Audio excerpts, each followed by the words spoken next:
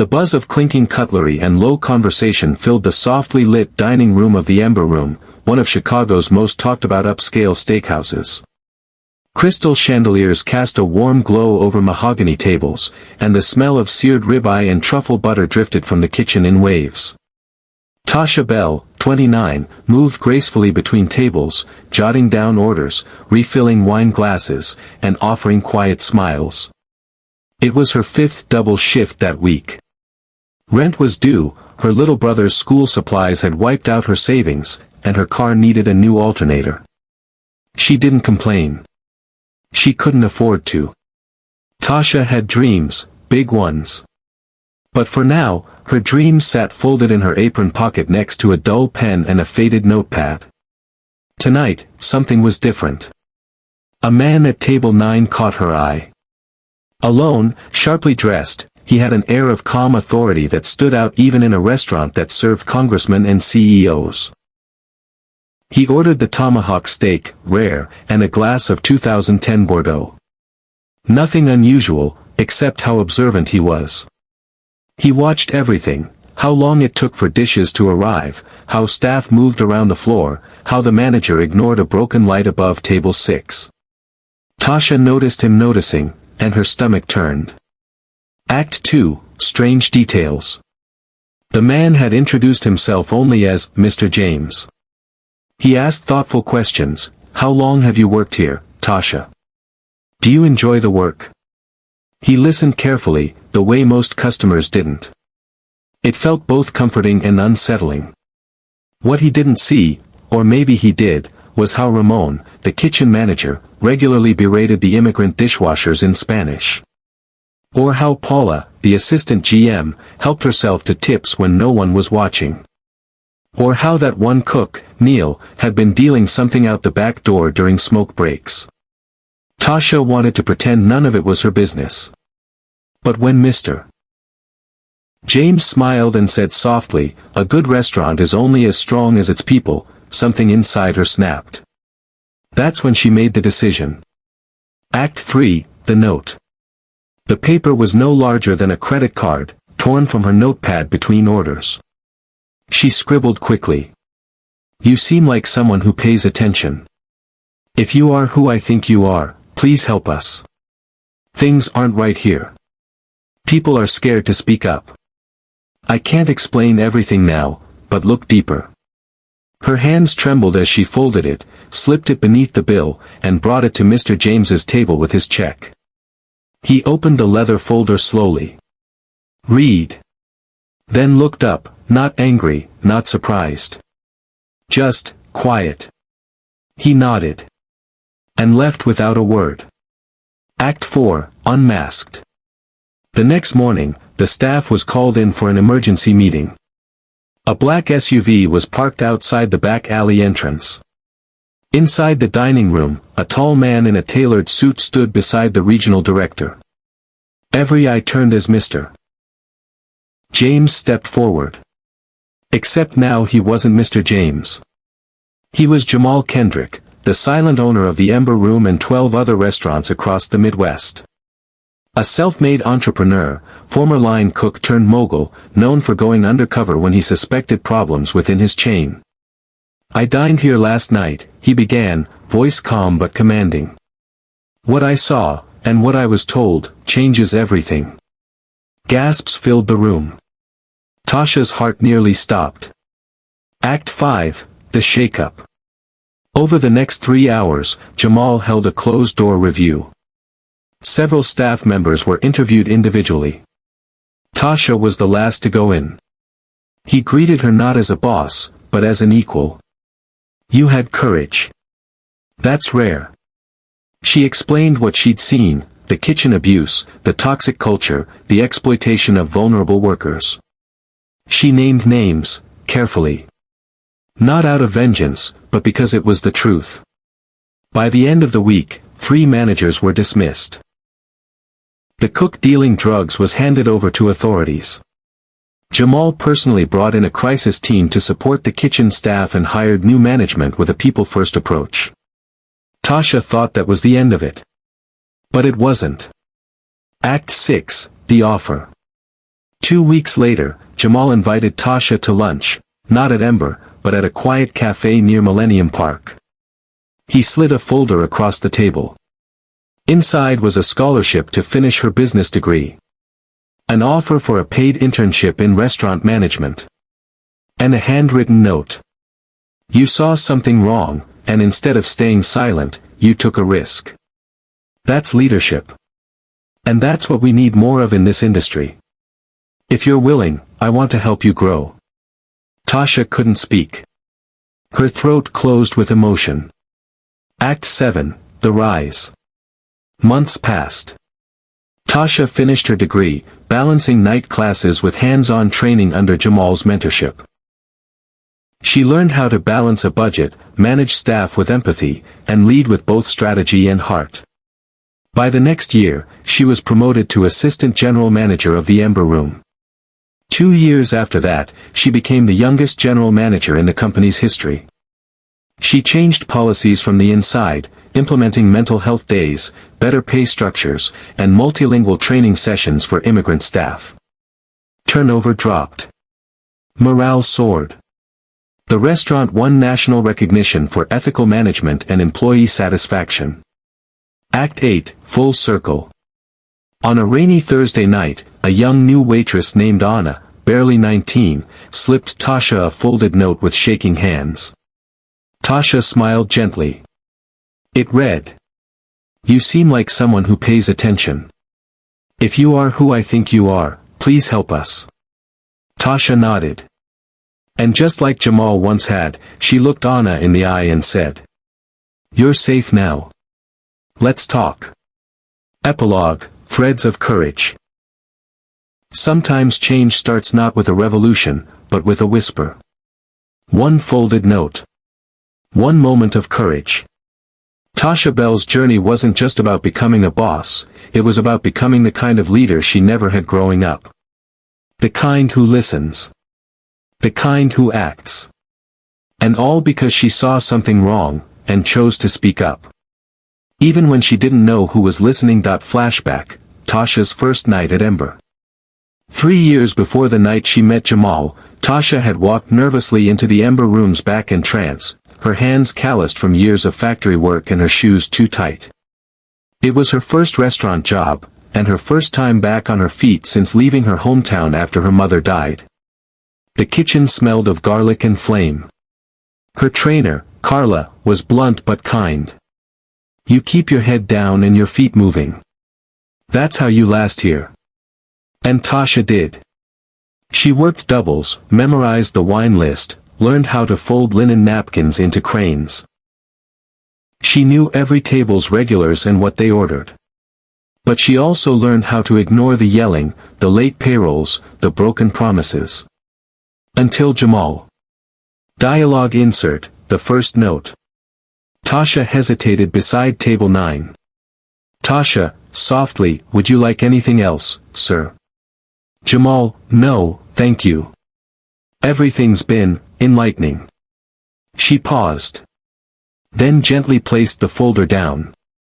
"Tasha, then I hope you'll read the message inside." Subplot, Paula's collapse. After Jamal's visit, Paula, the assistant GM, tried to cover her tracks. She deleted schedules, doctored tip reports, and even threatened a server to stay quiet. But Jamal had already seen enough. Cameras were reviewed, payroll systems audited. She was fired within days, and arrested a week later on embezzlement charges. Staff whispered that she'd been doing it for years. But Tasha, she had just held it all in. Until she couldn't. Full dialogue, the final meeting. In the now empty dining room, Tasha sat across from Jamal. "Jamal, I grew up in kitchens like this. I know what gets ignored when profit comes first. Tasha, I didn't want to be the one who made waves. But I couldn't keep watching people suffer. Jamal, you didn't make waves. You raised the tide. And now, everyone's going to rise with it." Deeper characterization, Jamal Kendrick. Jamal had started as a dishwasher in Detroit. He'd been fired once for questioning why cooks didn't have overtime. That night, he swore he'd own his own kitchen someday. Years later, he quietly built an empire, but never lost the chip on his shoulder or the compassion in his heart. He went undercover not just to expose, but to understand. And Tasha reminded him of himself. Closing scene, legacy. 5 years later, Tasha stood at a podium in New York, accepting an award for ethical leadership in hospitality. Cameras flashed. Her voice trembled. Tasha, this isn't just for me. It's for the single moms working doubles. The dishwashers afraid to speak up. And for the man who listened when I finally did. She smiled into the lights. Somewhere in the front row, Jamal nodded, proud. Character relationship, Carla's warning. Back during her first month at Ember, Carla had pulled Tasha aside after a manager barked orders at her for a mistake she didn't make. Carla, sternly, let me tell you something, Tasha. This industry will chew you up if you let it.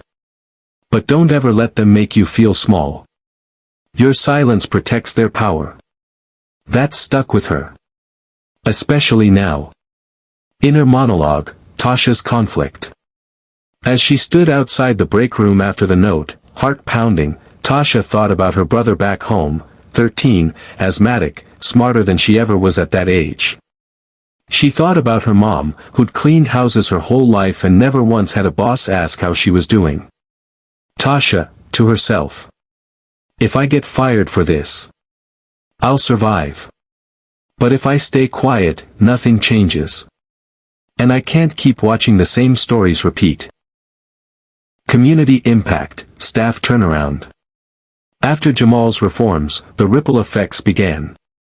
Luis, a dishwasher who had nearly quit, was promoted to prep cook. He'd always had knife skills, but no one ever asked. Now he was training others.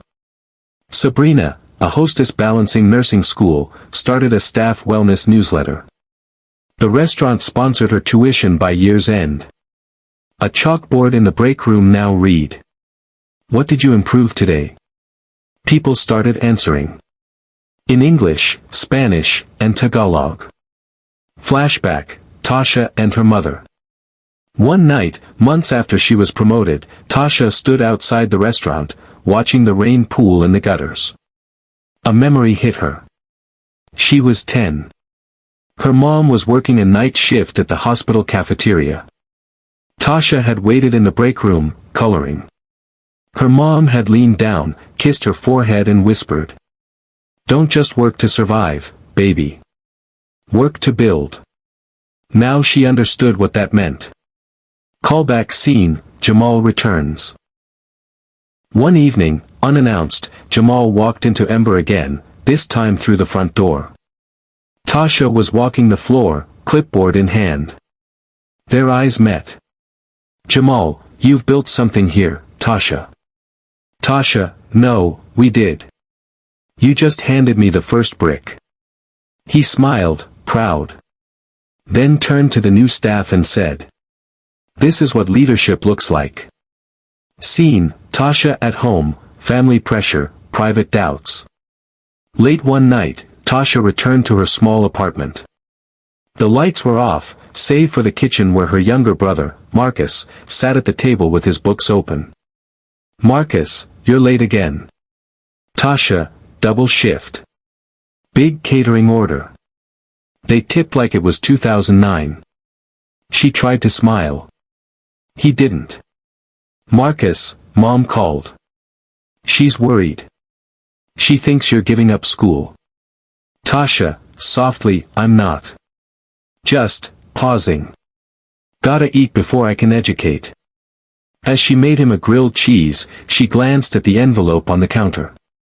It was a tuition invoice. She could afford groceries. Or a payment. Not both. "Tasha," inner voice. "I gave up so much for this job. Don't let it just be a job." Scene, employee council meeting, new voices rise. The employee council met every Friday afternoon. Not everyone came. But today, the break room was packed. "Luis, why don't we rotate closing duties? Give the single moms and bus riders a break. Sabrina, and maybe a quiet room? Just a place to breathe. For 5 minutes. Tasha listened. Tasha, done. Let's draft a proposal. I'll take it to corporate. Someone clapped. Then another. Change was no longer a stranger here. It had a seat at the table. Flashback, Jamal's own origins. That night, Jamal sat in his office, now a boardroom he barely used, scrolling through old messages on his phone. One from 11 years ago. Text from Jamal's mother. Proud of you. But remember, real power is what you do for people who can't pay you back. He looked at a photo from Ember's anniversary. Tasha holding a plaque, surrounded by smiling staff. He whispered. That's the return on investment right there. Scene, angry customer, Tasha stands her ground. A man at table 14 was berating a busser for forgetting lemon slices. Tasha walked over. Tasha, sir, I understand your frustration, but we don't talk to our staff like that. If there's a problem, I'll personally fix it. But we protect our people here. He scoffed. Demanded to see a manager. Tasha, firm, I am the manager. Silence. Applause rose from a nearby booth. Scene, letter from a former employee. Weeks later, Tasha received a handwritten letter. Miss Tasha. I worked at Ember during the worst year of my life. You probably don't remember me, dishwasher, short guy, or the old boots. But I remember you. You fought for us. I'm in culinary school now. Because you showed me it was possible. Samir. She held the letter for a long time. Scene, corporate boardroom, Tasha presents a model. Tasha now stood in front of executives in Atlanta. Charts. Proposals. Staff photos behind her. Tasha, what we did at Ember isn't just good ethics, it's good business. Turnover dropped. Productivity's up. Our people aren't just surviving. They're thriving. A white-haired executive leaned forward. Exec, and you think this model can work in every store? Tasha, no. I know it can. If we have the courage to try. Epilogue, 2 years later, Tasha's own restaurant. Under a small navy sign that read, Harvest Table, a grand opening ribbon was cut. The crowd cheered. Inside, the walls held photos of farm workers, dishwashers, prep cooks, unsung heroes. Every employee owned a small share. Jamal stood quietly at the back, watching her. Jamal, told you you'd burn brighter. Tasha, grinning, and now I build. Final narration, thread of time. Voiceover style ending, optional for YouTube format. She was a waitress who wrote one note. A whisper in a storm. And that whisper grew. Into a roar. Into policy. Into ownership. Into a legacy, asterisk. Because dignity isn't given, it's demanded. And sometimes, it's quietly slipped across the table with a stake, asterisk.